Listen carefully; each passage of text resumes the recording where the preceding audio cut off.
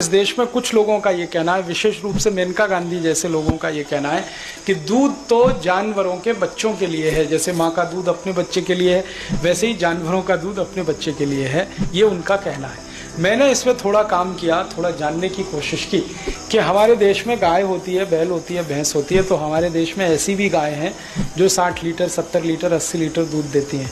अब बछड़े का दूध जो होता है, जो वो रोज पी सकता है, वो उसके वजन का 1/10वां हिस्सा होता है। मान लो बछड़े का वजन है 10 किलो, कल्पना करो। जब वो पैदा होता है 15 किलो, कल्पना करो।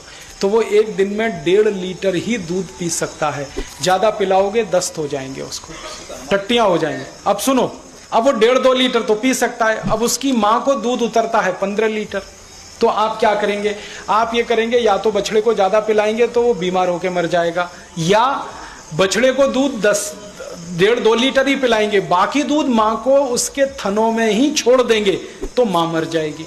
क्योंकि दूध जो है ना, वो प्रोटीन है, और जब वो सूखेगा तो वही ट्यूमर में कन्वर्ट होगा और कैंसर होगा और वो गाय मर जाएगी।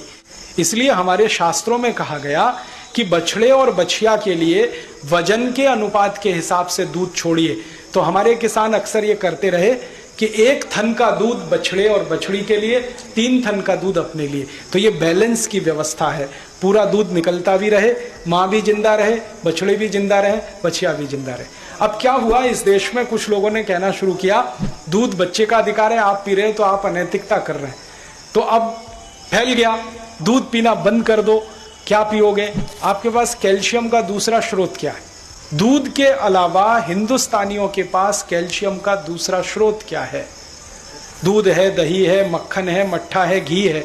ये कैल्शियम का सबसे बड़ा भंडार है। इसके अलावा है क्या आपके पास? कैल्शियम नहीं मिलेगा, हड्डी बनेगी नहीं, हड्डी बनेगी नहीं, शरीर चलेगा नहीं। कैल्शियम का एक ही भंडार है, दूध और दूध की बनी हुई चीजें।